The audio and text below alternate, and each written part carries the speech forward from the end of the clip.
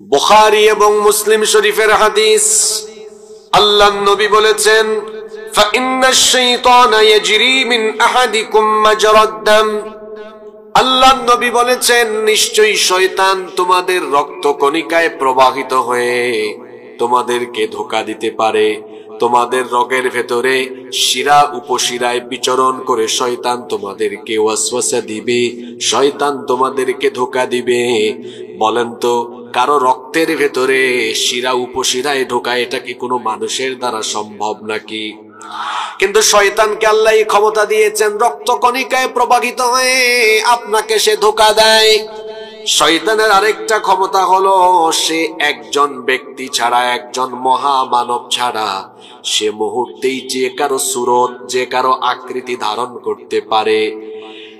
শুধুমাত্র একজন মহামানবের আকৃতি সে ধারণ করতে পারে না। তিনি আর কেউ নন, তিনি আমার প্রিয়, আপনার প্রিয়। গোটা বিশ্বজাহানের জন্য আল্লাহ তাআলা যাকে রাহমাতাল লিল আলামিন বানিয়েছেন, আমাদের প্রিয় নবী মুহাম্মাদুর রাসূলুল্লাহ। জোরে বলেন সাল্লাল্লাহু আলাইহি ওয়াসাল্লাম। আমার নবীর সুরত শয়তান ধারণ করতে পারে না। তাছাড়া শয়তান যে কারো সুরত যে কোনো সময়ে ধারণ করতে পারে। বুখারী এবং মুসলিম শরীফে হাদিস এসেছে, আল্লাহর নবী বলেছেন, মান রাআনি ফিল মানামি ফাকাদ রাআনি। যে ব্যক্তি স্বপ্নে আমাকে দেখলো সে যেন আমাকেই দেখলো। ফাইন্নাশ শাইতানা লা ইয়াতামাসসালু ফি সূরাতি। কারণ শয়তান সবার সুরত ধারণ করতে পারলেও শয়তান আমি নবীর সুরত কখনো ধারণ করতে পারে না। অবাজি সুবহানাল্লাহ মুখে দিয়ে বাইর নইব।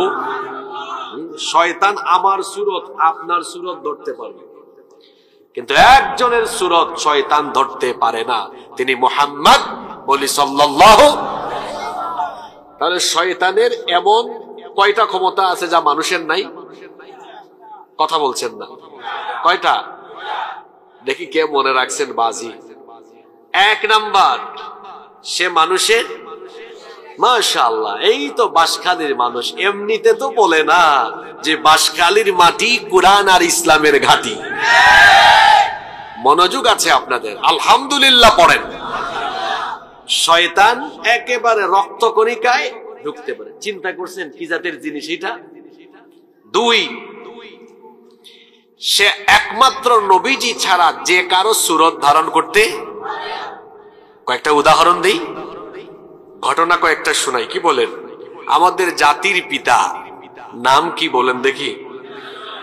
দেখছেন কারবার? 15 বছরের গুতা খাইয়া এখনো সাহস করে উঁচা গলায় বলতে পারে না জাতির পিতা কে। জোর করে কি জাতির ঘাড়ে জাতির পিতা চাপিয়ে দেওয়া যায়? জোর করে চাপিয়ে দিলে পরে মানুষ ভাঙ্গা চূড়া টুকরা টুকরা বানায় দিবে। মানুষের অন্তরে জুলুম দিয়ে জায়গা করা যায় না। মানুষের অন্তরে জুলুম দিয়ে জায়গা করা যায় না, বরং মানুষকে ভালোবাসা দিয়ে আর উন্নত আদর্শ চর্চা করে মানুষের হৃদয়ে জায়গা করে নেওয়া যায়। ইব্রাহিম আলাইহিস সালাম আমাদের জাতির পিতা, আল্লাহ তাকে স্বপ্নে দেখালেন তিনি তার ছেলেকে জবাই করছেন। এই প্রস্তাব তার ছেলেকে দিলেন, ছেলেও রাজি হয়ে গেলেন। তার ছেলেকে নিয়ে বাড়ি থেকে বের হয়েছেন, কুরবানি করে দিবেন। এটা কি সোজা কথা না কঠিন কথা? শয়তান ইবলিস মানুষের সুরত ধরে এসেছে, এসে বলতেছে, ইব্রাহিম তুমি আল্লাহর এত বড় পয়গম্বর, আল্লাহ তোমাকে জাতির পিতা বানিয়েছেন, আল্লাহ তোমাকে বলেছেন বা স্বপ্নে দেখিয়েছেন সন্তান জবাই করো, তাই বলে কি জবাই করে দিতে হবে? তুমি তো ভিন্ন কোনো অপশন চাইতে পারতে, আরো অন্য কোনো বিকল্প সুযোগ দাও, আল্লাহ দিতে পারতেন। তুমি সন্তানকে নিয়ে চলে যাচ্ছ জবাই করতে, আল্লাহর কাছে বিকল্প কোনো অপশন চাইলে না কেন? জাতির পিতার ঈমান তো আর আমার আপনার মতো নয়, ওনার তো গোটা জীবনটাই পরীক্ষা, সারা জীবন ঈমানের পরীক্ষা দিয়েছেন। আল্লাহু আকবার। জাতির পিতা চিন্তা করলেন, আমি বের হয়েছি আল্লাহর পথে ভালো কাজে, আল্লাহর পথে ভালো কাজে আমাকে তো একজন ছাড়া আর কেউ বাধা দিতে পারে না। যে বাধা দিতে পারে তার নাম হলো, জোরে বলেন, তিনি বুঝলেন এটা মানুষ না, এটা নিলেন কি হাতে নিয়ে মারলেন কারে? শয়তানকে পাথর নিক্ষেপ করলেন। তিনবার তিন জায়গায় শয়তান জাতির পিতাকে এসে ধোঁকা দেওয়ার চেষ্টা করেছে, আর জাতির পিতা তিন জায়গাতেই শয়তানকে পাথর নিক্ষেপ করেছেন। আল্লাহর কাছে এটা এত ভালো লেগেছে যে কিয়ামত পর্যন্ত যেন জাতির পিতার সন্তানরা জাতির পিতার এই স্মৃতিকে লালন করে একই কাজ করে। এজন্য দেখবেন প্রতি বছর হজে গেলে জাতির পিতার সন্তানরা এখনো ওই তিন জায়গায় তিনটা জমরাতে জাতির পিতার অনুসরণ করে শয়তানকে পাথর নিক্ষেপ করে। সুবহানাল্লাহ। তাহলে শয়তান সূরত ধারণ করতে পারে কি পারে না? জাতির পিতাকে ধোঁকা দিতে পারে নাই। গিয়েছে এবার হাজেরা আলাইহিস সালামের কাছে, গিয়ে বলে, দেখছো তোমার স্বামী কামটা করলো কি? কি হয়েছে? তোমার স্বামী তোমার ছেলেকে নিয়ে গিয়েছে জবাই করতে। তিনি বললেন, বাপ কি কোনোদিন ছেলেকে জবাই করতে পারে? আশ্চর্য কথা। সে বলল, পারে, কারণ তোমার স্বামীকে তোমার আল্লাহ আদেশ দিয়েছেন সন্তানটাকে জবাই করে দিতে। হাজেরা আলাইহিস সালাম বললেন, কিরে তোর মুখ দিয়ে এমন কথা বের হইছে, আমি তো পুরো সন্দেহে পড়ে গেলাম। তোমার স্বামী তোমার আল্লাহর হুকুমে, তুই তোমার আল্লাহ বললি, তোর আল্লাহ বললি না কেন? তোরে তো চিনে ফেলেছি, তুই শয়তান। তিনিও পাথর মারলেন। আল্লাহু আকবার। এখানেও শয়তান ভিন্ন সূরতে আসছে কি আসে নাই? শয়তান যে মানুষের সূরত ধারণ করতে পারে এই কথা কোরআনে নাই? কোরআনেও আছে। শয়তান শুধু জিনের ভিতরে না, শয়তান মানুষের ভিতরেও আছে। কোন সূরায় আছে? কোরআনের একদম শেষে একটা সূরা আছে, এটা আমাদের প্রায় সবার জানা আছে, সূরাতুন নাস। সূরাতুন, সেই সূরায় আল্লাহ বলছেন, সওয়াবের নিয়তে মন প্রাণ উজাড় করে আপনারা আমার সাথে তিলাওয়াত করেন।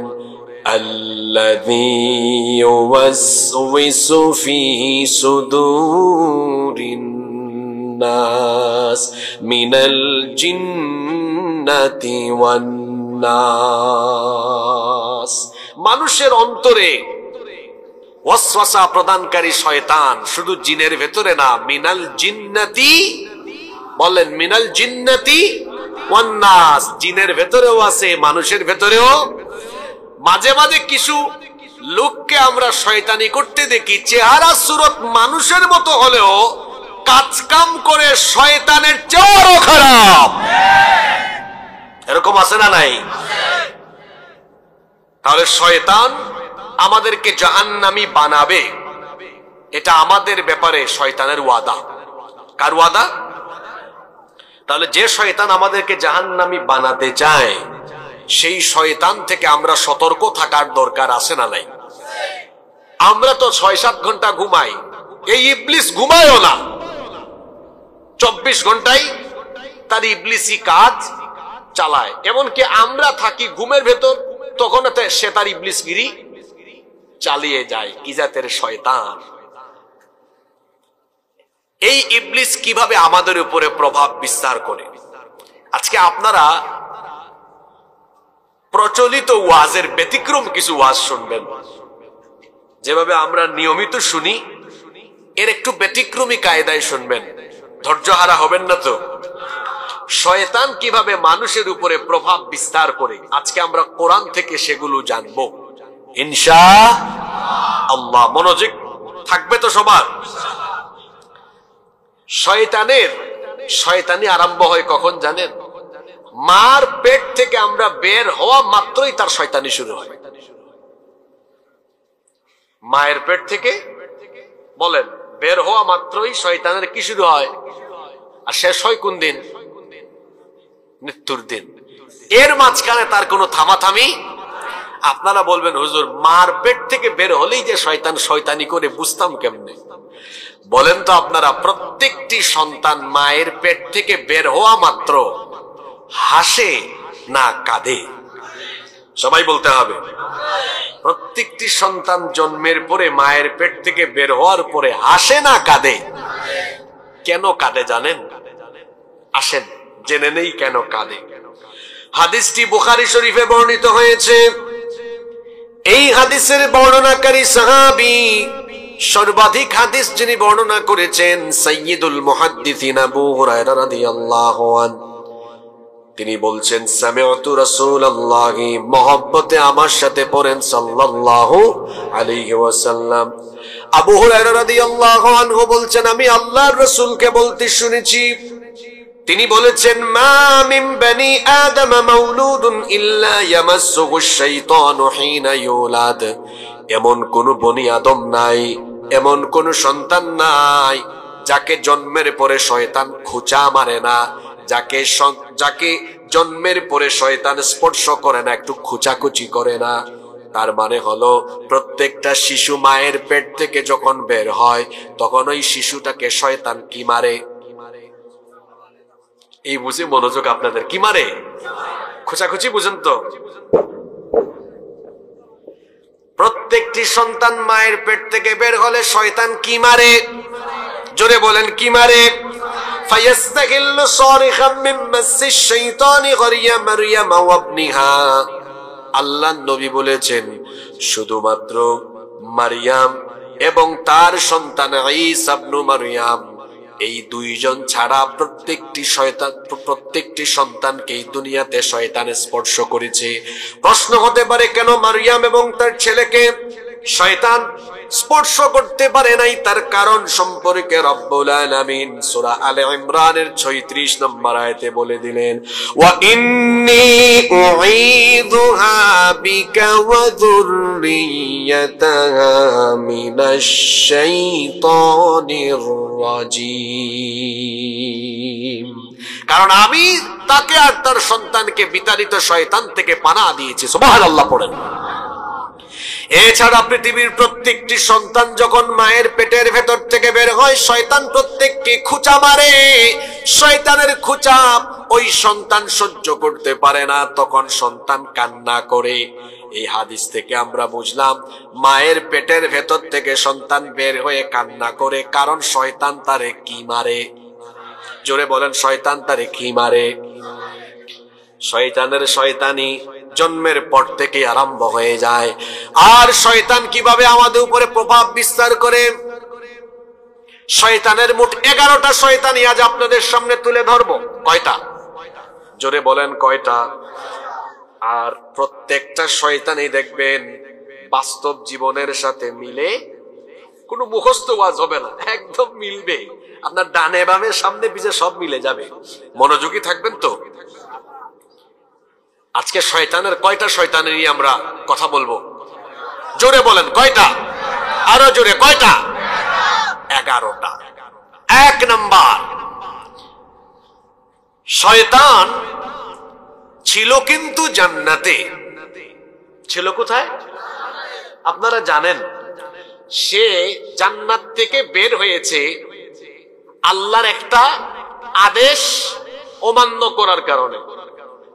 বলেন তো দেখি, আল্লাহর আদেশ অমান্য করে কি দেয় নাই? আপনারা কথা বলছেন না, পিছন থেকে বলেন, কি দেয় নাই? এজন্য সাজদার উপরে তার বড় খুব আছে। কিসের উপরে?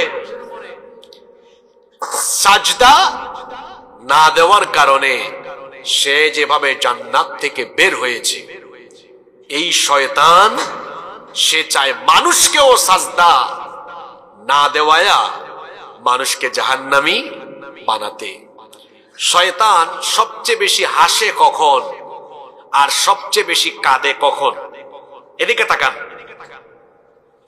শয়তান সবচেয়ে বেশি হাসে কখন আর সবচেয়ে বেশি কাঁদে কখন? যখন মানুষ আজান হলে নামাজে যায় না, শয়তান তখন সবচেয়ে বেশি হাসে। সে সফল, হেসে হেসে বলে, দেখো কলিমুদ্দিন সলিমুদ্দিন, এটা তো আমার মতোই। কি বলেন, তার মতোই না?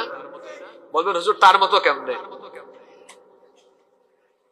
আল্লাহ বলেছিলেন আদমকে সাজদা দাও, ইবলিস দিয়েছিল। মুয়াজ্জিন সাহেব কি বলেন? হাইয়া আলাস সালাহ, নামাজের জন্য আসছে। বেনামাজি আসছে?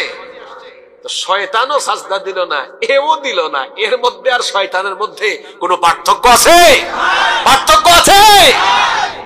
শয়তান বেনামাজির দিকে তাকায় কাঁদে না হাসে? জোরে বলতে হবে, জোরে। আচ্ছা বুঝলাম শয়তান কখন বেশি হাসে। তো শয়তান কাঁদে কখন? কাঁদে কখন? আসেন হাদিস শরীফ থেকে জেনে নেই। এটা মুসলিম শরীফের হাদিস। মানুষ যখন সাজদা দেয়, ইআতাজালা শাইতানু ইয়াবকি, শয়তান তখন ওই নামাজির ধারে কাছে থাকে না, দূরে গিয়ে সে কান্না করে কাঁদতে থাকে।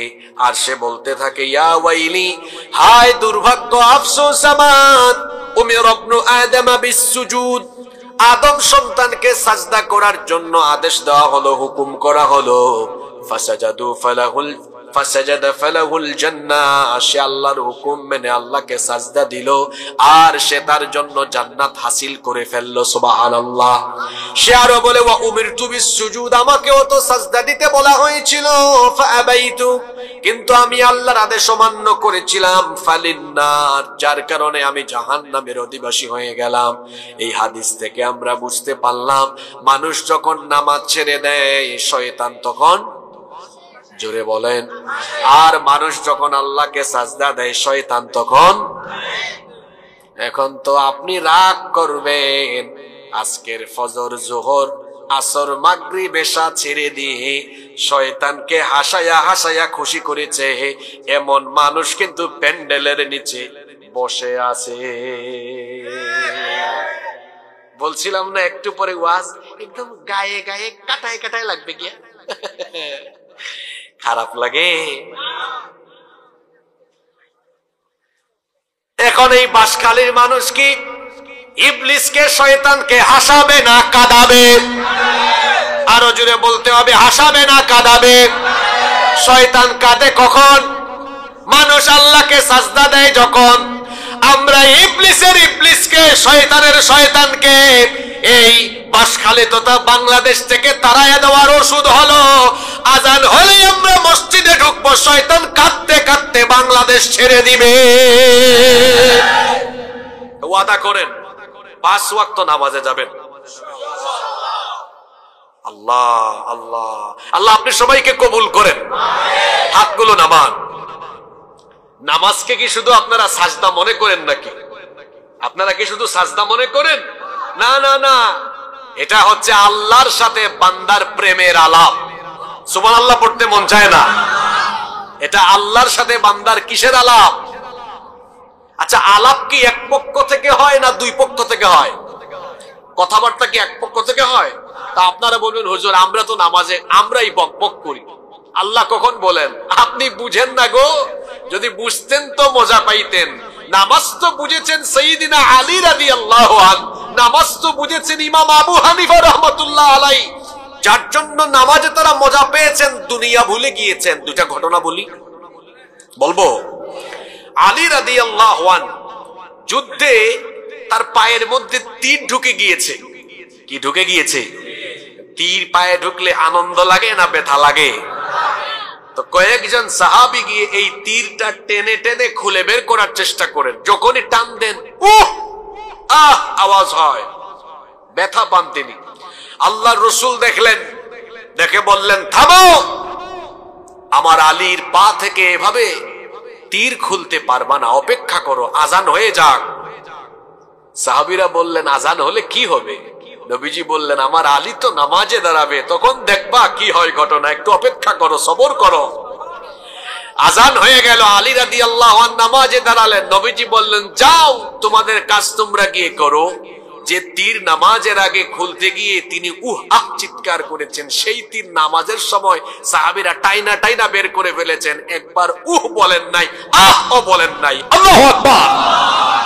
নামাজের শেষে তাকে জিজ্ঞেস করা হলো, এমন কি হয়েছিল আপনার যে নামাজে তীর টেনে বের করলাম, আপনি বুঝতে পারলেন না? তিনি পায়ের দিকে তাকায় বলেন, হ্যাঁ আসলেই তো পায়ে তীর নেই। তিনি বললেন, আসলে টের পাইনি, তার কারণ হলো আমি তো নামাজে দাঁড়ালে দুনিয়ার দিকে আমার মনোযোগ থাকে না, আমি আমার রবের সাথে কথা বলে তার প্রেমে আমি মশগুল হয়ে যাই।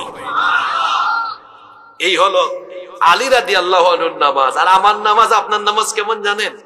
দাঁড়াইছে, হঠাৎ করে ভন ভন করে মশা একটা কানের কাছে এসে এইদিকে কামড় মারছে, আলহামদুলিল্লাহি রাব্বিল আলামিন। এটা মশার কামড়ও কি পায়? টের পায়। আর আলী রাদিয়াল্লাহু আনহুর পা থেকে কি খুলে ফেলেছে? টের পেয়েছে? জোরে বলেন গো, টের পেয়েছে? আর এটা কি টের পায়? মশার কামড়ও। কি জাতের নামাজি। আরেকটা ঘটনা বলবো বলেছিলাম, কষ্ট হচ্ছে নাকি? ইমামে আযম আবু হানিফা রাহমাতুল্লাহ আলাইহি, কত বড় বুজুর্গ ব্যক্তি, রাতের বেলা তাহাজ্জুদের নামাজে দাঁড়িয়েছেন। কোন নামাজে? তাহাজ্জুদের নামাজে দাঁড়িয়েছেন। পৃথিবীর সকল বুজুর্গ ব্যক্তিদের, সকল নেককার ব্যক্তিদের আমল ছিল রাতের তাহাজ্জুদ। সুবহানাল্লাহ। এটা মানুষকে আল্লাহর নিকটবর্তী, আল্লাহর প্রিয় বান্দায় পরিগণিত করে দেয়। এই তাহাজ্জুদের আমল আমরা যেন আমাদের জীবনে ডেভেলপ করতে পারি, আল্লাহ তৌফিক দেন। রাতের বেলা কিসে দাঁড়িয়েছেন?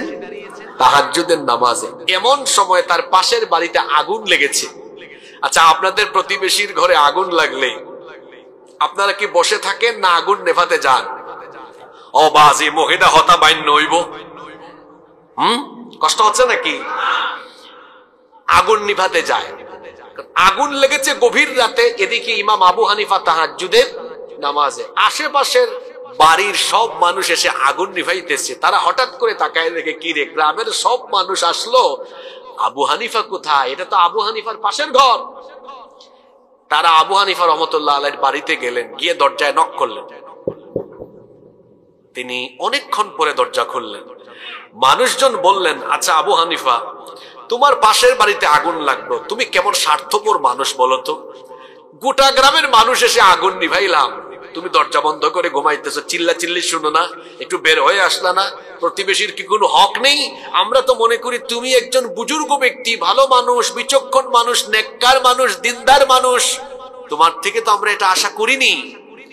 আবু হানিফা রাহমাতুল্লাহ আলাইহি বলছেন, কি বলেন, কার বাড়িতে কখন কোথায় আগুন লেগেছে? আচ্ছা, আপনাদের গ্রামে যদি এরকম কারবার হয়, কারো বাড়িতে আগুন লাগে আর পাশের বাড়ির কেউ যদি না আসে, আর 2-3 ঘন্টা পরে আপনারা গিয়ে তারে ডাইকা বের করেন, আর সে যদি বলে কার বাড়িতে কখন লাগছে, আপনারা কি তাকে ভালো বলবেন না পাগল বলবেন? মানুষজন বললেন, আবু হানিফা, তুমি ভালো মানুষ জানতাম, কিন্তু তুমিও যে মানুষের সাথে ঠাট্টা করো, মজা করো, আর তাও এরকম সেনসিটিভ বিষয় নিয়ে উপহাস করো, এটা তো আমাদের জানা ছিল না। আবু হানিফা রাহমাতুল্লাহ আলাইহি বললেন, ওয়াল্লাহি, আল্লাহর কসম, আসলেই আমি কিছুই জানি না, কারণ গভীর রাতে তো আমি দুনিয়ায় থাকি না। আমি আমার দিলকে নামাজের দিকে মনোনিবেশ যখন করি, তখন আমার পরিস্থিতিতে এমন জায়গায় গিয়ে দাঁড়ায়, হয়তো আজ তোমরা আমার পাশের বাড়িতে, আমার প্রতিবেশীর ঘরে, তোমরা সবাই মিলে তখন দুনিয়ার আগুন নিভানোর কাজে ব্যস্ত ছিলে, আবু হানিফা তখন যায় নামাজে দাঁড়িয়ে তার জন্য জাহান্নামের আগুন নিভানোর কাজে আল্লাহর প্রেমে মাতোয়ারা ছিল। এটা আবু হানিফা রাহমাতুল্লাহ আলাইহির নামাজ। আর আমার আপনার নামাজ, ওই যে বললাম, আলহামদুলিল্লাহি রাব্বিল আলামিন। কেউ কেউ তো নামাজের ভিতরে বলে, মুয়াজ্জিন সাহেব, ইমাম সাহেব, একটু কয়েল পান নাই? আহা, নামাজ, আমি বলছিলাম নামাজ তো শুধু সাজদার জায়গা নয়, এটা হচ্ছে আল্লাহর সাথে বান্দার প্রেমের আলাপন। সুবহানাল্লাহ। আপনি যখন কথা বলেন আল্লাহ জবাব দেন। আপনি যখন বলেন আলহামদুলিল্লাহি রাব্বিল আলামিন, এটার অর্থ কি আমরা বুঝি না। আমরা বলি সকল প্রশংসা সেই আল্লাহর, যিনি জগৎ সমূহের প্রতিপালক। আল্লাহ চুপ থাকেন না, আল্লাহ জবাব দিয়ে বলেন, এটা হাদিসে কুদসি, আল্লাহ বলেন, হামিদানি আবদি, আমার বান্দা নামাজে দাঁড়িয়ে আমার প্রশংসা করলো। আপনি যখন বলেন আর রহমানির রহিম, আল্লাহ আপনি রহমান, আপনি রহিম, আল্লাহ সাথে সাথে জবাব দিয়ে বলেন, আসনা আলাইয়া আবদি, আমার বান্দা আমার গুণগান গাইলো। আপনি যখন বলেন মালিক ইয়াউমিদ্দিন, আপনি বিচার দিবসের মালিক। আল্লাহ তখন জবাব দিয়ে বলেন, মাজ্জাদানি আবদি, আমার বান্দা নামাজে দাঁড়িয়ে আমার শ্রেষ্ঠত্ব বর্ণনা করলো। এইভাবে করে সালাম ফেরানো পর্যন্ত আপনার সাথে যিনি কথা বলেন, জোরে বলেন তিনি কে? এজন্য বড় সুন্দর একটা ডাক, আজানের ডাক। আজানের ডাকটা কত সুন্দর না?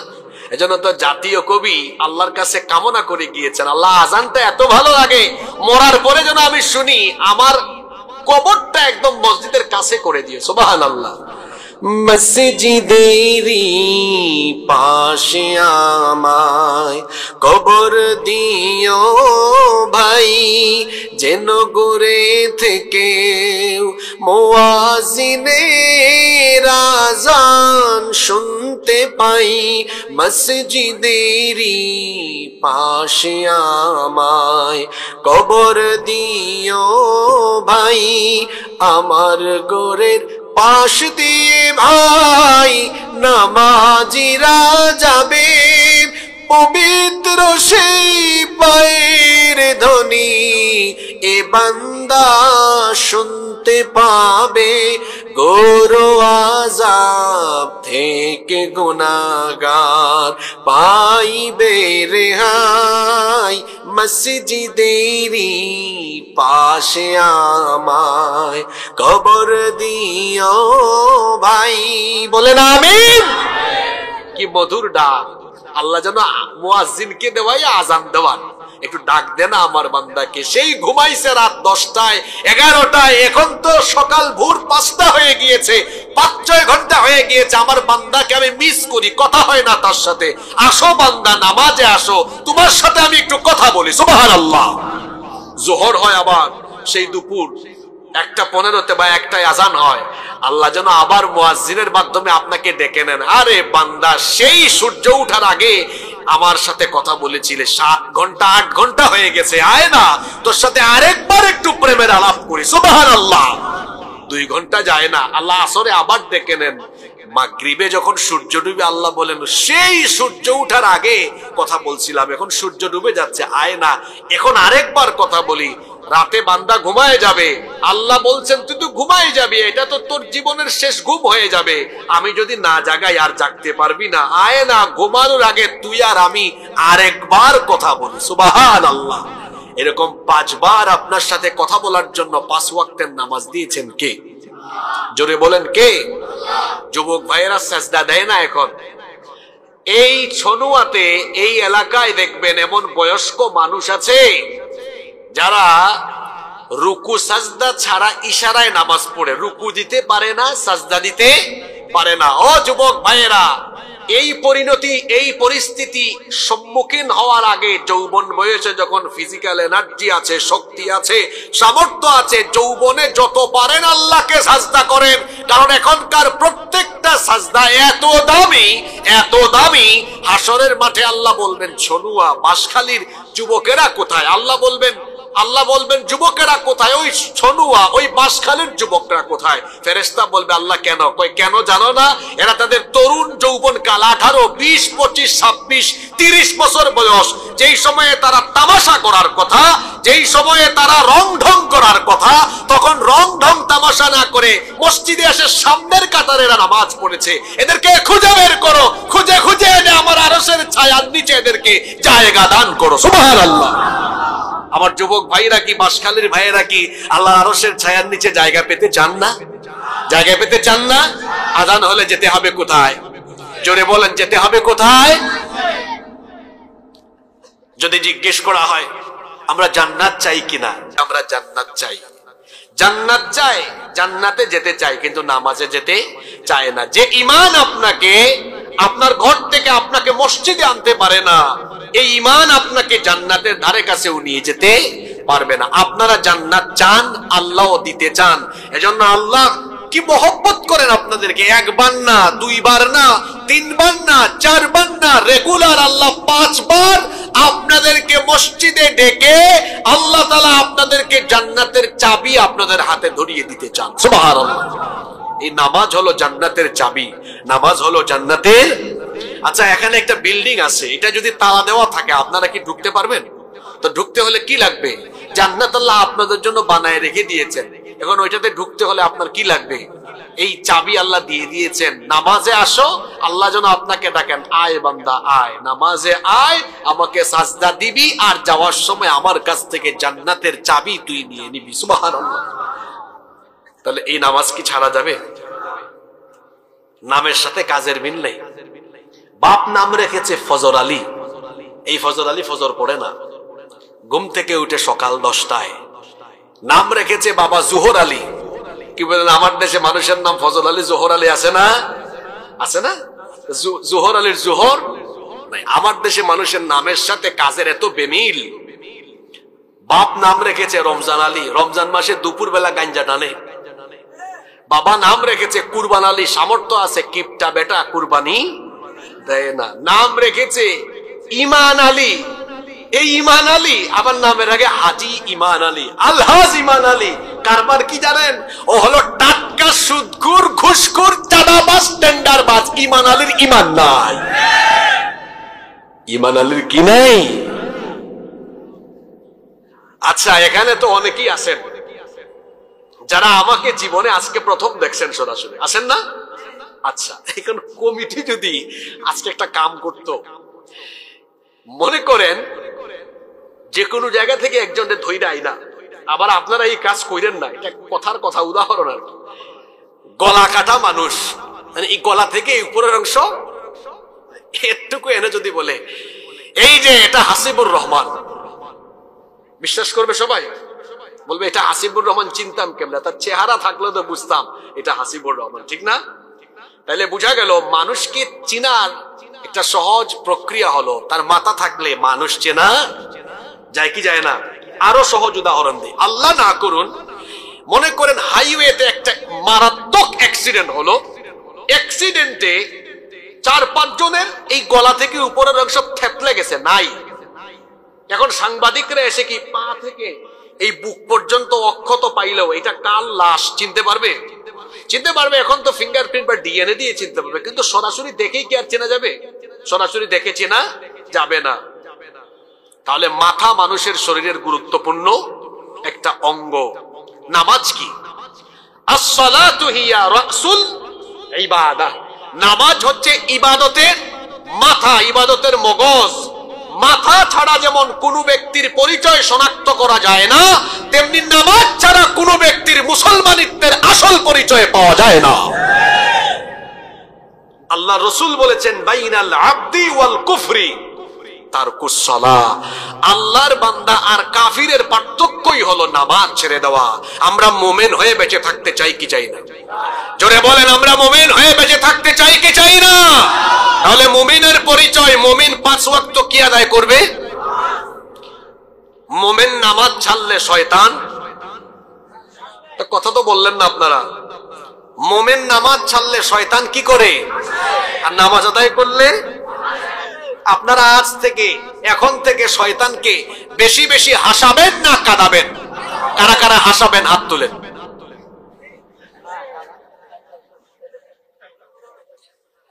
এরা জোশের ঠেলায় হুশ হারায় ফেলছে, জোশের ঠেলায় হুশ হারায় ফেলছে। মাঝে মাঝে কিন্তু মানুষ এরকম জোশের ঠেলায় কি হারায়, এরকম এক হুজুরও হারাই ফেলছিল। একবার দোয়া করতে যেয়ে বলছে, আল্লাহ অমুককে তুমি জাহান্নামের বাসিন্দা বানায় দাও। মনে আছে আপনাদের? এ যুবকেরা কথা বলে না কেন? মনে আছে কিনা? তোমরা না ফেসবুক চালাও, জাহান্নামে বানাই দিছে না? বলা উচিত ছিল জান্নাত, বলে ফেলছে কি? তো জোশের ঠেলায় হুশ হারালে চলবে, বিবেক থাকতে হবে। আজকে ওয়াজ চলতেছে, বিষয় হলো শয়তানের কয়টা কাজ। কথা তো বলতেছেন না আপনারা? 1 নম্বর শয়তানি কাজ, সে আমাদেরকে দিয়ে কি ছাড়াতে চায়? কথা বলে না, কি ছাড়াতে চায়? শয়তানকে কি এই জায়গায় বিজয়ী করবেন না আপনি বিজয়ী হবেন? আপনি বিজয়ী হলে কি করতে হবে? যতই ধোঁকা দিক আমি আমার নামাজ ছাড়বো না ইনশাআল্লাহ। কষ্ট হয়ে যাচ্ছে নাকি? তারপরে আসেন, শয়তানের 2 নম্বর কাজ হলো, শয়তানের 2 নম্বর কাজ হলো আপনাকে নামাজের জামাত থেকে আপনি যদি নামাজ পড়েনও আপনাকে নামাজের জামাত থেকে কি রাখা, দূরে রাখা, অথবা জামাতে গেলেও আপনাকে খুশু থেকে বিরত রাখা। শুনতেছেন কথা?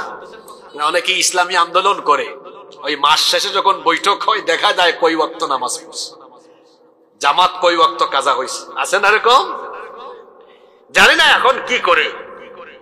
আমরা যখন ছাত্র ছিলাম মাসে 1-2 ওয়াক্ত জামাত কাজা হওয়ার জন্য যার তত্ত্বাবধানে যে থাকতো তার দীর্ঘ সময় একদম দাঁড় করায় রেখে দিত। কত ধরনের পানিশমেন্ট চাপিয়ে দেওয়া হতো যাতে জামাত, নামাজের জামাত থেকে কেউ গাফেল হতে না।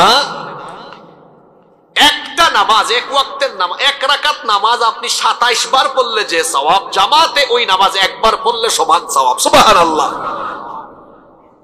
এটা কোনো হাদিস না, আগেই বলে রাখি, এটা কোনো হাদিস না। কিন্তু আমাদের উস্তাদরা জামাতে উৎসাহিত করার জন্য এটা আমাদেরকে মাঝে মাঝে বলতেন। ঘটনা কি বলবো? শয়তান প্রত্যেক ব্যক্তিকে চায় নামাজ থেকে দূরে রাখতে। যেমন এই যে রাতের বেলা আপনারা ঘুমাবেন, মানুষ যখন ঘুমায় রাতের বেলা শয়তান তখন তার মাথার পিছনে ঘাড়ে 3টা গিরা লাগায়। কয়টা গিরা লাগায়? প্রত্যেকটা ঘাড়ে মন্ত্র পড়ে ফু দেয়, আলাইকা লাইলুন তাওয়িল ফারকুদ, রাত লম্বা ঘুমা। কয়টা মন্ত্র পড়ে? ঝাড়ফুঁক শুধু আমরা হুজুররা পারি না, শয়তানও পারে। আলাইকা লাইলুন তাওয়িল, কয়টা? আল্লাহ রাসূল বলেছেন আযান কানে যাওয়ার পর বা নামাজের সময় যখন হয়ে যায়, যে ব্যক্তি আল্লাহকে ভয় করে বিছানা ছেড়ে উঠে যায়, শয়তানের লাগানো 1 নাম্বার গিরা ছুটে যায়। সুবহানাল্লাহ। যখন ওযু করে 2 নাম্বার গিরা ছুটে যায়, যখন দাঁড়িয়ে যায় নামাজে 3 নাম্বার গিরাও ছুটে যায়। সুবহানাল্লাহ। কোন মানুষ যখন ওযু করে শয়তান কাঁদে, আরে প্রস্তুত হয়ে যাচ্ছে, যখন নামাজ আদায় করবে তখন আবার ধোঁকা দেয়, আচ্ছা ঠিক আছে নামাজ পড়, ফজরের নামাজটা, মসজিদে যাওয়ার ঘরের ভিতরে পড়া ঘুমা। একটু আগে বলেছিলাম শয়তান নবীজি ছাড়া সবার সুরত কথা বলে না। এক ব্যক্তি বর্ষাকালে, কি কালে? বর্ষাকালে ফজরের সময় ঘুম থেকে উঠছে, ওযু করে রেডি, গুড়ি গুড়ি গুড়ি গুড়ি বৃষ্টি হচ্ছে, রাস্তায় হালকা পাতলা কাদা হয়েছে। এই লোক দরজা খুলেছে, এমন সময় দরজার সামনে এক ব্যক্তি হাজির। ভাইজান নামাজে যাবেন? আজকে রাস্তায় কাদা, আপনার পায়ে কাদা লাগবে, আপনি আমার কান্দের উপর উঠেন, আপনার নাম মসজিদে দিয়ে আসি। এ হলো মানুষের সুরত ধারণ করে আসা ইবলিস। আপনি বলবেন হুজুর ইবলিসের এত মায়া লাগলো কেন যে কান্দের উপর তুলে একদম মসজিদে দিয়ে আসবে? তার কারণ হলো হাদিসে এসেছে, বান্দা যখন ঘর থেকে বের হয়ে মসজিদের উদ্দেশ্যে হাঁটা আরম্ভ করে, প্রতিটা কদমে কদমে কদমে কদমে সওয়াব হয় আর আমলনামা থেকে সগীরা গুনাহ মাফ হয়। সুবহানাল্লাহ। ওই সওয়াব থেকেও যেন বান্দা বঞ্চিত হয়, প্রয়োজনে শয়তান কান্দে তুলে দিয়ে আসবে, তারপরও আপনার দ্বারা সওয়াব হোক সেটা চাইবে না। এটা একটা উদাহরণ দিলাম, আমি আগেই বলেছি এটা কোনো হাদিস নয়, কিন্তু ঘটনাটা বড় শিক্ষণীয়। কারণ শয়তান এরকম সুরত ধরে আসতে, জোরে বলেন আসতে। তাহলে নামাজের জামাত থেকে আমাদেরকে ফিরায় রাখা, এটা কার কাজ? জোরে বলেন কার কাজ? একা একা নামাজ পড়বেন না, জামাতে পড়বেন। আরেকটা বললাম খুশু। অনেক মানুষ নামাজে দাঁড়ায় কিন্তু নামাজে কোনো কি নাই, দাঁড়ায় কি করে? আমার দিকে তাকান, কলার ঠিক করে। তারপরে কেউ কেউ আবার আছে নামাজে দাঁড়ায় কিছুক্ষণ এমনে এমনে হাসানোর জন্য বলছে না, আছে কিনা? 2 বন্ধু এক সুন্দর মসজিদে নামাজ পড়তে ঢুকেছে, নামাজ থেকে বের হয়ে একটা আরেকটারে কয়, দোস্ত দেখছো কামটা করছে কি? কয় কি হয়েছে? কয় এত বড় মসজিদ 103টা ফ্যান। কয় তুই গুনলি কেমনে? কয় হুজুরের কাম হুজুর করছে, আমার কাম আমি করছি। আসে না এরকম? এক বাজারের কেন্দ্রীয় মসজিদ, বাজারে চলে এসার নামাজ, কোন ওয়াক্তের নামাজ? ইমাম সাহেব ওই দিন সালাম ফিরে বলতেছেন, মুসল্লি বৃন্দ আমার তো সন্দেহ আরম্ভ হয়ে গেছে, আজকের নামাজ 3 হইল না 4 রাকাত হইল। কেউ কোনো কথা কয় না। হঠাৎ এক মুসল্লি দাঁড়িয়ে বলে, হুজুর আমি 100% নিশ্চিত আজকে আপনি নামাজ 3 রাকাত পড়াইছেন। হুজুর বললেন, আপনি এত নিশ্চিত কেমনে হয়েছেন মিয়া? তিনি বললেন, কেন হব না হুজুর, এই বাজারে আমার 4টা দোকান আছে। এশার নামাজে আসলে আমি প্রতি রাকাতে একটা দোকানের হিসাব করি, প্রতিদিন আমি আমার 4টা দোকানের হিসাব শেষ করি, আমার অসুবিধা হয় না। আজকে 3টা দোকানের হিসাব শেষ করেছি, আমার একটা দোকানের হিসাব বাকি, তার মানে 100% নিশ্চিত আপনার নামাজও 1 রাকাত বাকি। নামাজে দাঁড়াইয়া ব্যবসার হিসাব করে আসেন কেন? আসেন এরকম আছে কিনা? আল্লাহর নবী মসজিদে ঢুকে দেখলেন এক লোক এরকম করে দাড়ি। আমাদের মসজিদগুলো তো করে কি করে না? এই চিত্র দেখে নবীজি বললেন, হাদিস, লাউ খাশা কলবাহু লা খাশিআত জাওয়ারিহাহু। এই লোকটার অন্তরে যদি আল্লাহর ভয় থাকতো, নামাজে দাঁড়িয়ে দাড়ি নিয়ে খেলাধুলা করত। আমি একবার মাহফিলে যাচ্ছি, তা আমরা তো সফরে রাস্তাঘাটে যেখানে আজান হয় মসজিদ পাই ঢুকি। তো মসজিদে ঢুকেছি, আসরের নামাজ, তাকবীরে উলা ছুটে গিয়েছে ওযু করে যেতে যেতে। গিয়েছি দাঁড়াবো, এমন সময় পাশের এই মুসল্লি, আমি যখন দাঁড়াবো তখন এই মুসল্লি নামাজে থাকা অবস্থায় আমার দিকে এমনি তাকাইছে। আমি বুঝছি নামাজের কোনো কি নাই, খুশু নাই। আমি মাথা ধরে বললাম, আমার দিকে না, ওই দিকে তাকা। এরকম আছে না অনেকে? নামাজে অনেকে পিছন থেকে সিগনাল মারে, সিগনাল। আপনাদের এলাকায় আছে নাকি? দেখি তো কেমন সিগনাল, আপনারা বলেন তো। সিগনাল মারে কিনা? মানে এটা দিয়ে বুঝায়, হুজুর আমার কাম শেষ, আপনার কাম আপনি শেষ করেন তাড়াতাড়ি। এগুলো নামাজে খুশুয়ের বিপরীত কাজ। নামাজে যেন মনোযোগ অন্যদিকে চলে না যায়, কিন্তু শয়তান তো বসে নেই। শয়তান আমাদেরকে নামাজে মনোযোগ অন্যদিকে নিয়ে যাওয়ার চেষ্টা করে। যদি কখনো নামাজে আপনি মনোযোগী থাকা সত্ত্বেও শয়তান আপনাকে ধোঁকা দেওয়ার চেষ্টা করে, তাহলে কি আমল করবেন? শুনেন, মুসলিম শরীফের হাদিস। উসমান ইবনে আবিল আস রাদিয়াল্লাহু আনহু তিনি নবীজির কাছে এসে বললেন, ইয়া রাসূলুল্লাহ, আমরা সবাই বলি সাল্লাল্লাহু আলাইহি ওয়াসাল্লাম, ইন্নাশ শাইতানা ক্বাদ হালা বাইনি ওয়া বাইনা সালাতি ওয়া কিরাআতি ইয়ালবিসুহা আলাইহি। ওগো আল্লাহর রাসূল, শয়তান আমার আর আমার নামাজ এবং আমার নামাজের কেরাতের মাঝে প্রতিবন্ধকতা দাঁড় করায়, আমার মনোযোগ নষ্ট করে ফেলে। যদি কখনো এমনটা হয় আমি কি করব? আল্লাহর নবী তখন বললেন, ফাইদা আহসাসতাহু ফাতাআওয়ায বিল্লাহি মিনহু ওয়াতফিল আলা ইয়াসারিকা সালাতা। আল্লাহর নবী বললেন, যদি তুমি নামাজে দাঁড়িয়ে মনোযোগী থাকো, কিন্তু শয়তান যদি তোমাকে কখনো ডিস্টার্ব করে, সঙ্গে সঙ্গে তুমি তোমার বাম দিকে হালকা করে 3 বার থুতু ফেলবা। এই বর্ণনাকারী সাহাবী বলছেন, যখন থেকে আমি আমল আরম্ভ করলাম, এরপর থেকে নামাজে আর শয়তান আমাকে ওয়াসওয়াসা দিতে পারে না। এই হাদিসের ফজিলত শুনে আগামীকাল থেকে আবার মসজিদ থুতু ফালাই ভরাই ফেলিয়েন না। আছে কিনা? একবার এক হুজুর ওয়াজ করছেন এক জায়গায়, রোজাদারের মুখের গন্ধ আল্লাহর কাছে মেশকে আম্বরের চাইতেও।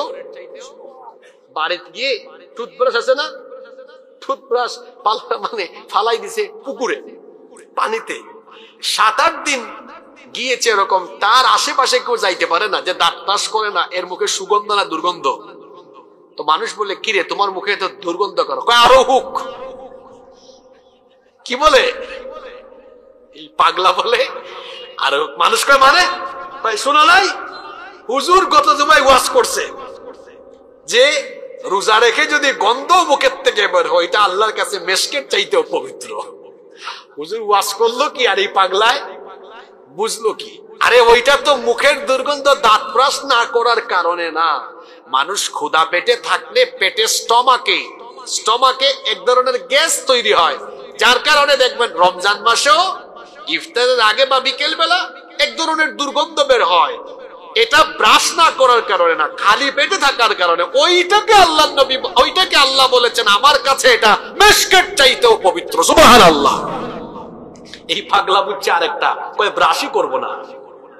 তো আপনিও যদি এই থুতু ফেলার ফজিলত শুনে আগামীকাল থেকে সনুয়ার মসজিদ একদম থুতু ফালাইয়া থুতুর সাগর বানাইয়া দেন, তাইলে তো হবে না। এটা বুঝতে হবে যে এটা এরকম ক্রিটিক্যাল সিচুয়েশনে আমাকে শয়তান ধোঁকা দিলে আমল করতে হবে। আল্লাহ বুঝার তৌফিক দান করেন। শয়তানের কয়টা শয়তানি বললাম? কষ্ট হচ্ছে আপনাদের? 3 নাম্বার, শয়তানের শয়তানি হলো শয়তান মানুষের মধ্যে সব সময় ফিতনা লাগাতে চায়। ভাইয়ে ভাইয়ে ফিতনা। মনোযোগ আছে এখন? কষ্ট হচ্ছে মনে হয় আপনাদের যে সব মিলাই 18-20 মিনিট থাকতে পারবেন না? হ্যাঁ, বাপরে বাবা, আমি ভাবছি রিপ্লাই কোন দিকে গেছে, কিন্তু এটা হচ্ছে too much positive, too much. কষ্ট হচ্ছে না তো? বাঁশখালীর মানুষের কষ্ট হবে কেন? বাঁশখালী এই চট্টগ্রাম দক্ষিণ চট্টলার মাটি, এটা তো ইসলামী আন্দোলন আর শহীদদের রক্তে ভেজা মাটি। এখানে মানুষের কাছে কোরআন ভালো লাগে নাকি ভালো লাগে না আপনাদের? শয়তানের 3 নাম্বার কাজ হলো মানুষের মধ্যে কি লাগানো? ফিতনা। ভাইয়ে ভাইয়ে ফিতনা, ভাইয়ে বোনে ফিতনা, প্রতিবেশীর ফিতনা, স্বামী স্ত্রীর ফিতনা, মুসলমানে মুসলমানে ফিতনা। ফিতনা লাগানো এটা কার কাজ? আস্তে বলবেন না, জোরে বলেন, কার কাজ? শয়তানের কিন্তু বাহিনী আছে, শয়তান একা না। একটু আগে তো আয়াত শুনিয়েছি, বিরাট বাহিনী মিনাল জিন্নাতি। জোরে বলেন মিনাল জিন্নাতি।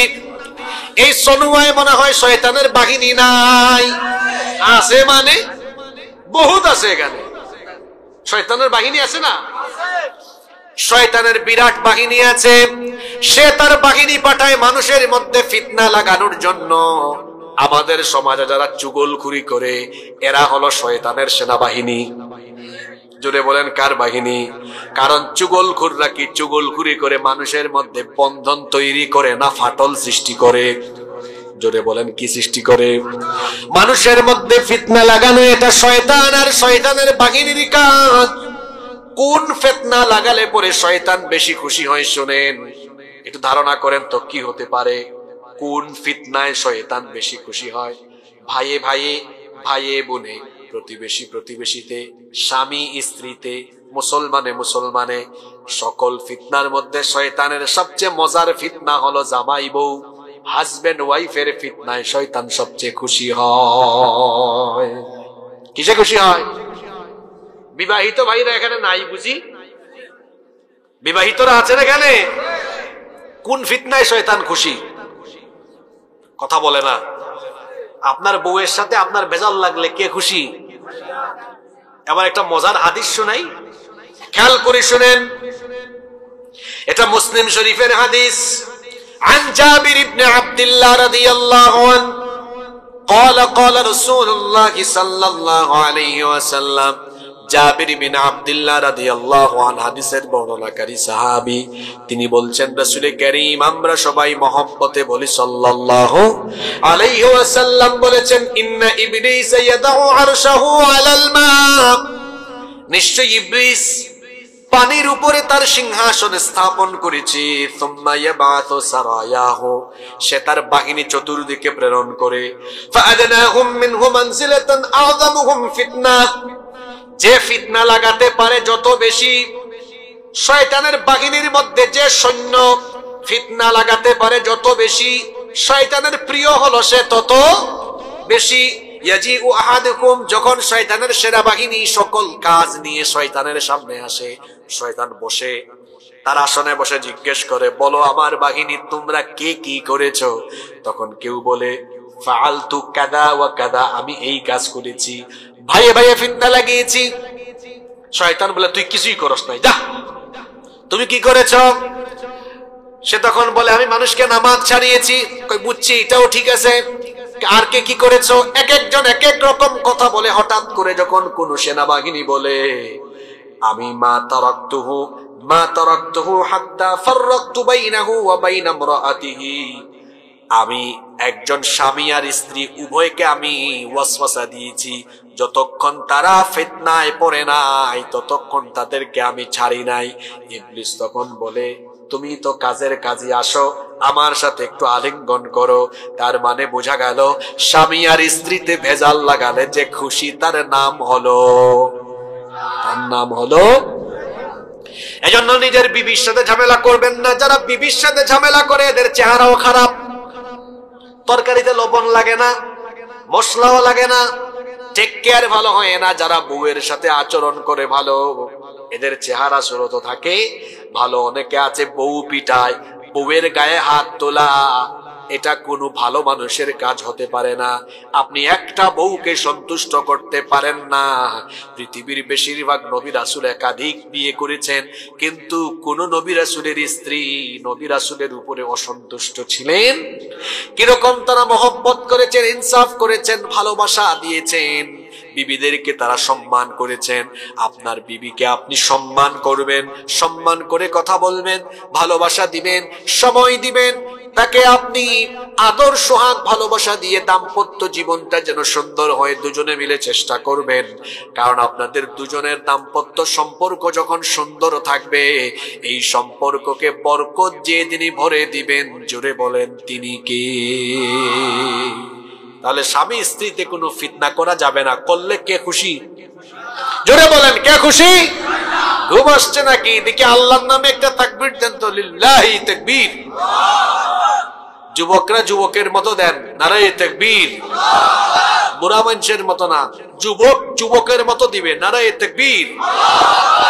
এই তো ঘুম গিয়েছে, কষ্ট হচ্ছে আপনাদের? নাম্বার 4, শয়তানের 4 নাম্বার ফিতনা হলো মুসলমানদের মধ্যে অনৈক্য সৃষ্টি করা। মুসলমান যেন এক না থাকে। আল্লাহর নবী বলেছেন, ইন্নাশ শাইতানা ক্বাদ আইসা আন ইয়াবুদাহুল মুসাল্লুনা ফি জাজিরাতিল আরব। জাজিরাতুল আরবে, আরব উপদ্বীপে শয়তান তোমাদেরকে দিয়ে তার গোলামি করানোর ব্যাপারে হতাশ।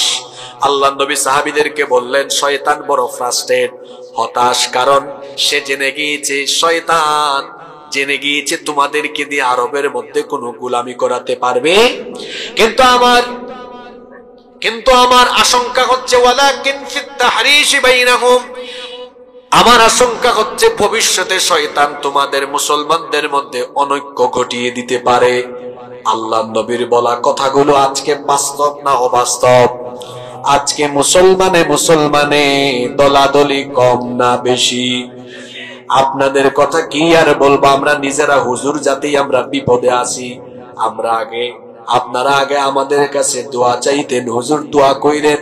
এখন পজিশন উল্টা, আমরাই আপনাদের কাছে দোয়া চাওয়া লাগবে, আপনারা একটু দোয়া করেন আমরা যেন ঠিকঠাক থাকতে পারি। কারণ জনগণের বিরুদ্ধে এত কথা বলে না, হুজুরের বিরুদ্ধে এখন যত কথা বলে। কি ওয়াজের প্যান্ডেলে, কি মসজিদের মিম্বরে, কি ফেসবুকে, কি ইউটিউবে। আমি তো বলি হিংসা সবচেয়ে বেশি হুজুর জাতির ভিতরে, এরা সবচেয়ে বেশি হিংসুক। আমার একটা অভ্যাস আছে, আমি যেটা বলি একদম কাট করে বলি, সুজা সাপটা, স্ট্রেইট ফরওয়ার্ড। সত্য কথা একটু তিতা হয়, এটাই সত্য কথা। বাংলাদেশের আমজনতার মনের ভিতরে হিংসা যত বেশি, তার চাইতে বহুগুণ হিংসা হুজুর জাতির ভিতরে বেশি। এরা এত হিংসুক। মাঝে মাঝে আওয়ামী লীগ বিএনপি আওয়ামী লীগকে পাইলে সালাম দিয়ে দিবে, কিন্তু হুজুরে গন্ডগোল থাকবে। আপনারা বিভিন্ন জায়গায় মাহফিলে দেখবেন, এক হুজুর আর এক হুজুরের যদি একটু মনে করেন দুইজন দুই দিকের থাকে, আলিয়া কৌমি, জামাত হেফাজত, এরকম থাকে, একটা দিকে তাকায় না, ওয়াজ শেষ। এমনি কেন? এই দিকে সালাম দিয়ে একটু আলিঙ্গন করলে, মহব্বত করলে, মুসাফা করলে, মুআনাকা করলে মানুষ দেখতো যে কওমি আলিয়ার ভালোবাসা আছে, আমাদের মধ্যেও ভালোবাসা বাড়ানো দরকার। হিংসুকের দল স্টেজে এই উদারতাটা দেখাতে পারে না, আছে না নাই?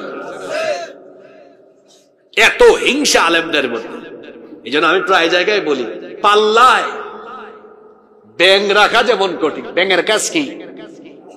খালি লাফায়। আপনি কি পাল্লায় ব্যাঙ রাখতে পারবেন? পাল্লায় ব্যাঙ রাখা যেমন কঠিন, হুজুরদেরকে এখন এক টেবিলে বসানো কঠিন। আর হুজুরে গুতাগুতির কারণে গত 15 বছরের ফেরাউনি আমলে হুজুররা কেউ কিন্তু মায়ের খাওয়া থেকে বাদ। 2009 সালে আল্লামা সাইদিকে গ্রেফতার করা হলো, তখন সবাই চুপচাপ, এটা আমাদের না, চুপচাপ, কেউ কোনো কথা। গত বছর যখন তিনি শহীদ হলেন, কেউ তখন চুপচাপ ছিল? বাংলাদেশের স্বভাব হলো বেঁচে থাকতে মূল্যায়ন হয় না, মরে গেলে কদর করে। ওরে বাপ রে বাপ, আমি তো নিজেও আল্লামা সাঈদীর জানাজায় গিয়েছি, দেখছেন কিনা আপনারা?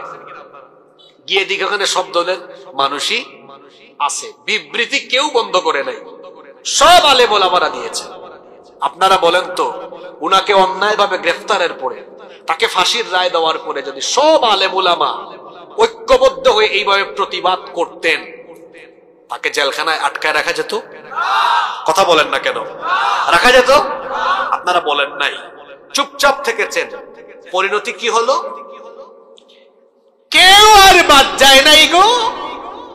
ধাপে ধাপে ধাপে ধাপে সবাই জেলেও গিয়েছেন, আয়না ঘরের মজাও বুঝছেন, একটু পেদানির মজাও বুঝছেন। কথা বুঝেন নাই?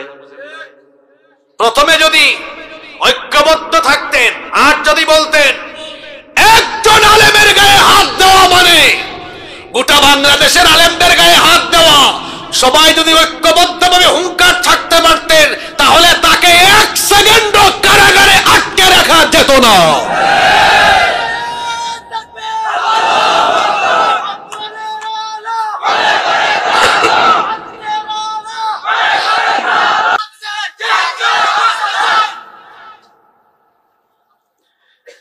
সম্মানিত উপস্থিতি, যেটা যখন করা দরকার ছিল সেটা আমরা করতে পারিনি। 5 আগস্টের পরে এরকম সুযোগ বাংলাদেশে গত 50 বছরও আসে নাই। মানুষকে জিজ্ঞেস করে দেখেন, নতুন বাংলাদেশে আপনারা কি চান? বেশিরভাগ মানুষ বলে সব দেখে ফেলেছি আমরা, এবার আমরা একটু আলেম জাতিকে দেখতে চাই, আমরা একটু কোরআনওয়ালাদেরকে, ইসলামী আন্দোলনের নেতা কর্মীদেরকে দেখতে চাই। এই বিরাট সুযোগকে এখনো কাজে লাগানো যাচ্ছে না কেন? হুজুর জাতি এখনো এক হইতে পারে। আমি তো বলি, যদি বাংলাদেশের আলেমরা আগামীকাল কয় তারিখ? 23 তারিখ না? আগামীকাল 23 নভেম্বর সকাল 10টায় যদি বাংলাদেশের সব আলেমরা এক টেবিলে বসে সাংবাদিক সম্মেলন করে বলে, বাংলাদেশের মানুষ, আমরা আল্লাহর কোরআনের হুকুমাতের জন্য সব আলেমরা একমত হয়ে গেলাম, 11টার আগে বাংলাদেশের এলাকায় এলাকায় মানুষ মিছিল করবে, বাংলাদেশের দায়িত্ব আমরা সবাই মিলে আলেমদের হাতে সুপর্দ করে দিব। দিবে কি দিবে না? কিন্তু আমি যেটা বলেছি এটা স্বপ্ন, এটা কি? এটা হবে না। যে হিংসা এদের ভিতরে, বলবে হুজুর আপনি জানেন কেমন, আমিও তো এই জাতির ভিতরে আছি, এটা ঠিক না। হিংসা কেমন জানেন? একটা হাদিস শুনাইয়া এই হিংসা টপিক বন্ধ করি। এখানে যদি ময়লা থাকে, আবর্জনা, আগুন ধরাইলে থাকবে গুলা খড়। খড় আপনারা কি খড় বলেন না খের বলেন? হ্যাঁ, হায় হায় হায়, আমরা সিলেটি মাতল লগে ইবাই দি মাত মিলি গেল কিনা? আমার বাড়ি সিলেটে, জানেন তো আপনারা? আপনাদের ভাষা আর আমাদের ভাষা সুবহানাল্লাহ, দুইজনকে দুই দিকে দাঁড় করায় দিলে বাংলাদেশের বাকি অঞ্চলের মানুষ আ করে তাকায় থাকবে। এদিকে বলে ও বাজি কেন আছো গমাসনি, আর সিলেটি ওই ব্যক্তি বলবে কিতাব আইসা মায়ুক্কা খাইলাক্কা বইজাক্কা যাক্কা গিয়া। ডানে যদি থাকে চিটাঙ্গিয়া আর বামে থাকে সিলেটি, তো পাটা পুতাইলের মাঝখানে ঢুকলে যা হয় বাদ বাকির অবস্থা। তবে চট্টগ্রামের সাথে সিলেটের অনেক মিল আছে। দুই এলাকাই হলো পীর আউলিয়ার ভূমি, দুই অঞ্চল হলো ইসলাম আর ইসলামী আন্দোলনের উর্বর ভূমি, দুই অঞ্চলের মানুষ হলো ইসলামের জন্য নিবেদিত প্রাণ, আর দুই অঞ্চলের মানুষই হলো জালিমের জন্য এক চরম আতঙ্কের নাম। আল্লাহ সবাইকে কবুল করে। তো বলছিলাম খেরের কথা, খের আপনারাও খের বলেন, আমরাও খের হই। তো খেরে আগুন লাগাইলে কি হবে? সব ছাই হয়ে যাবে। আল্লাহ নবী বলেছেন, আগুন যেমন খড় জ্বালিয়ে দেয়, ঠিক তেমনি হিংসা মানুষের সব নেক আমল জ্বালিয়ে দেয়। ইন্না লিল্লাহি ওয়া ইন্না ইলাইহি রাজিউন। তাহলে হিংসা আমাদের ভেতরে রাখা যাবে? এটাও শয়তানি কাজ। আল্লাহ আমাদেরকে হেফাজত করেন। বাবাজি আপনাদের মনে কষ্ট হচ্ছে, বেশি কষ্ট হচ্ছে বাবা। আমি আর বেশিক্ষণ নিব না। কয়টা বলে ফেলছি? 4। নাম্বার 5, আজকে কথা একটু বাড়াই বলতেছি এই কারণে, বাঁশখালীতে আর সম্ভবত ফেব্রুয়ারিতে একটা প্রোগ্রাম আছে, আর নাই তো বাঁশখালীর মানুষকে আর যদি আল্লাহ বাঁচায় তো আগামীতে পাবো, তো সুযোগ দিয়ে তো পাইছে, আজকে বলেই যাই। 5 নাম্বার, এইটা বড় গুরুত্বপূর্ণ, মনোযোগ আছে তো। শয়তান তার আরেকটা শয়তানি কাজ হলো সুন্দরকে অসুন্দর, অসুন্দরকে সুন্দর হিসাবে আমাদের সামনে পেশ করে। কথাটা আবার বলি, সুন্দরকে, বলেন আমার সাথে, সুন্দরকে অসুন্দরকে। একটা উদাহরণ দেই। আচ্ছা, বউ আপনার জন্য সুন্দর না অসুন্দর? অনেকে আছে বউ ভাল লাগে না, পাশের বাড়ির জরিনা ভাল লাগে। এটা কি কাজ? জোরে বলেন। আরো আছে গো, বলবো। এই যে চোখের উপরে এটা কি? এটা দেখে কাজল। এটা কি? ব্রু। কি আঞ্চলিক ভাষায় কি বলেন আপনারা? জুরবু, জুরমি। ও বাসি কি ভাষা রে ভাই, জুরমি। মাখরাজ ঠিক আছে আমার? জুরমি। অসুবিধা নাই, শোনেন, আপনারা তো জানেন না, চট্টগ্রামের মানুষকে গোটা বাংলাদেশের মানুষ সম্মান করে। আর চট্টগ্রাম কত অবদান আপনাদের বাংলাদেশে জানেন? এই চট্টগ্রামকে বলা হয় বাংলাদেশের বাণিজ্যিক রাজধানী। শুধু কি তাই? রে চট্টগ্রাম, মক্কায় যান, মদিনায় যান, আরব আমিরাত বা এই মধ্যপ্রাচ্যের যেখানেই যাবেন, সব চট্টগ্রামের লোকজন ওইখানে ব্যবসা বাণিজ্য দখল করে বসে আছে। এবং বাংলাদেশে মনে হয় একমাত্র শহর হবে চট্টগ্রাম শহর, যেই শহরের বেশিরভাগ ব্যবসায়ীরা তাদের স্থানীয় ব্যবসায়ী। অন্যান্য জায়গায় এরকম অনেক কম হয়। চট্টগ্রামের মানুষ ব্যবসামুখী, ব্যবসায়ী আপনাদের রাজত্ব আছে, আলহামদুলিল্লাহ পড়েন। আল্লাহ আরো বরকত আপনাদের উপর বাড়িয়ে দেন। বলছিলাম, কি বলছিলেন নাম? জুরমি। এই যে ব্রু, এটা আল্লাহ যেভাবে দিয়েছেন ওইভাবে সুন্দর, কিন্তু শয়তান তারে খুঁচা মারছে, কয়ে না এটা একটু সাজতে থাকো, এরপরে ব্রু প্লাক করে। বাঁশখালীতে এমন মহিলা নাই তো? হায় আল্লাহ, এখানেও আছে।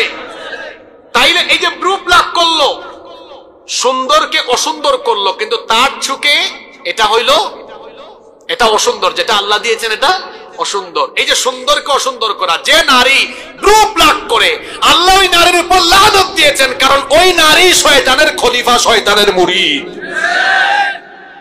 অনেকে উল্কি আঁকে, ট্যাটু। আমার বাংলাদেশেও অনেক যুবক আছে মেসি আর নেইমারকে দেখে, যে মেসির হাতেও এখানে, নেইমারের হাতে এখানে ট্যাটু আছে বা ঘাড়ে ট্যাটু আছে, ট্যাটু লাগায়। যে ট্যাটু বা উল্কি অঙ্কন করে, এদের উপর আল্লাহ লানত দিয়েছেন, এরা শয়তানের খলিফা, শয়তানের মুরিদ। তাহলে এইরকম আল্লাহর সৃষ্টিতে পরিবর্তন আনয়ন করা। আবার এরা কি করছে, যুবক ছেলেরা কানের মধ্যে ছিদ্র করে, কানের, গত 3 দিন আগে, 4-5 দিন আগে উত্তরবঙ্গে এক কমিটি পাইছি আমি, কমিটি, দাঁড়িয়ে আছে, কানের মধ্যে কানের দুল। আমি তাকে জিজ্ঞেস করলাম, ভাই গত 2-3 বছরে বাংলাদেশে ফেরাউনি দেখছি আমরা, শরীফা হয়ে গেছে, আপনিও কি এরকম নাকি শরীফা থেকে শরীফ হয়ে গেছেন? কয় হুজুর বুঝলাম না। বললাম স্ট্রাকচার মনে হয় পুরাপুরি চেঞ্জ হয় না, হইলো এখন কানটা বাকি আছে নাকি? কি হয়েছে? এটা কি দিয়েছেন? অনেক ছেলেরা গলার মধ্যে কি দেয়, চেইন দেয়, হাতের মধ্যে ব্রেসলাইট পরে।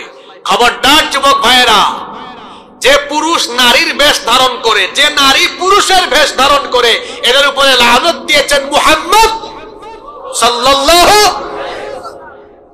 এইভাবে করে নারীর বেশ পুরুষ, পুরুষের বেশ নারী ধারণ করা, জোরে বলেন তো এটা কার কাজ? এটা কার কাজ? আর এটা শয়তান ওয়াদা করে এসেছে। আল্লাহ তাআলা কোরআনে কারীমের 15 নম্বর সূরা, সূরা হিজরের 39 নম্বর আয়াতে বলছেন, ক্বালা রাব্বি বিমা আগওয়াইতানি লাউযায়্যিনান্না লাহুম ফিল আরদি ওয়া লাউগওয়িয়ান্নাহুম আজমাঈন। বলছেন, শয়তান বলেছে, হে আল্লাহ, তুমি যেভাবে আমাকে জান্নাত থেকে বের করেছো, ঠিক তেমনি আমি এমন ভাবে তোমার পৃথিবীতে থাকা বান্দাদেরকে ধোঁকা দিব, এটা আমার কাজ। কি করব আমি? কোরআন কারীমের 4 নম্বর সূরা সূরাতুন নিসা এর 118 নম্বর আয়াতে আল্লাহ বলেছেন, লাআনাহুল্লাহ ওয়া ক্বালা লাআত্তাখিযান্না মিন ইবাদিকা নাসীবাম মাফরুদা। আল্লাহ তাআলা বলছেন শয়তানের উপর লানত, কারণ সে বলেছে অবশ্যই আমি তোমার বান্দাদের একটি অংশকে আমি আমার অনুসারী করে ফেলবো। আর সেটা কিভাবে করব? ওয়ালা উদিল্লান্নাহুম ওয়ালা উমাত্তিয়ান্নাহুম ওয়ালা আমুরান্নাহুম ফালইউবাত্তিকুন্না আযানাল আনআমি ওয়ালা আমুরান্নাহুম ফালইউগাইয়িরুন্না খালকুল্লাহ। আমি অবশ্যই তাদেরকে পথভ্রষ্ট করব, মিথ্যা আশ্বাস দিব, পশুর কান ছিদ্র করতে এবং আল্লাহর সৃষ্টির বিকৃতি ঘটাতে আমি তাদেরকে আদেশ করব।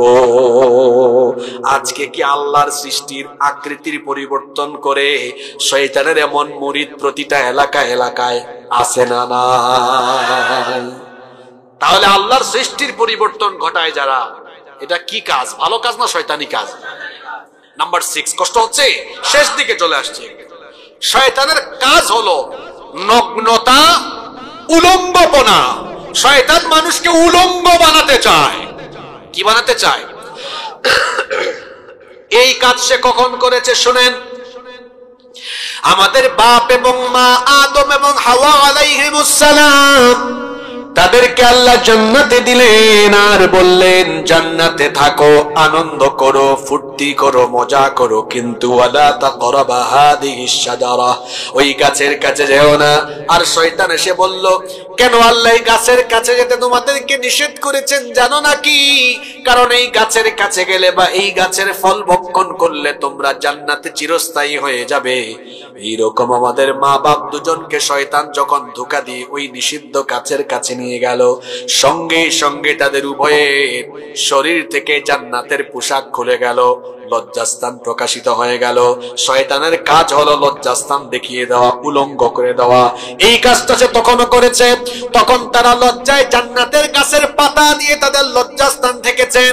আল্লাহ তাআলা বাবা আদম এবং হাওয়া আলাইহিমুস সালামের সন্তানদেরকে সতর্ক করে দিলেন।